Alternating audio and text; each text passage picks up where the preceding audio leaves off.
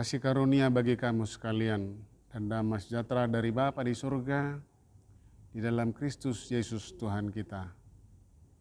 Amin. Firman Tuhan yang menyapa kita di pagi hari ini dari kitab Para Rasul pasal 2 ayat 25. Demikian firman Tuhan. Sebab Daud berkata tentang dia, aku senantiasa memandang kepada Tuhan, karena ia berdiri di sebelah kananku, aku tidak goyah. Demikian firman Tuhan. Pemirsa Saroha, firman Tuhan ini dikutip dari kitab Mazmur, secara khusus Mazmur pasal 16 ayat 8 sampai 11, yang dikutip oleh Petrus dan menghubungkannya langsung dengan kebangkitan Yesus Kristus dari kematian.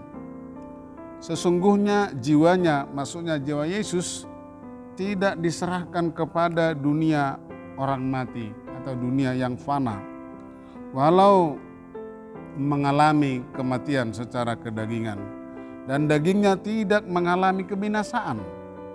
Namun, bagaimana Petrus bisa mengetahui bahwa ayat-ayat tersebut merujuk pada kebangkitan Tuhan? Selain itu, bagaimana pula Petrus dapat mengetahui bahwa nubuatan Nabi Joel yang ia kutip sebelumnya berbicara tentang apa yang terjadi pada hari itu? Jawabannya pemirsa sangat sederhana. Melalui Roh Kudus yang baru saja ia terima dan yang memampukannya untuk memahami kitab suci sebagaimana dalam firman Tuhan hari ini. Petrus bukanlah seorang teolog yang berpendidikan. Dia tidak memiliki gelar doktor teologi.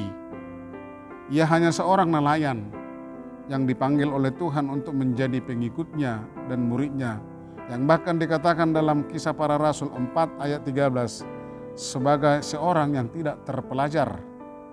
Namun, dia adalah seorang yang sudah diperlengkapi dengan kekuasaan, kuasa Roh Tuhan di mana dia tinggal. Sudah menerima karunia Roh Kudus, yaitu Sang Penghibur yang akan memimpin murid-muridnya ke dalam seluruh kebenaran firman Tuhan, seperti yang telah dijanjikan oleh Yesus sebelumnya dalam Yohanes 6 ayat 13. Roh Penghibur inilah yang memampukan Petrus untuk memahami kitab suci.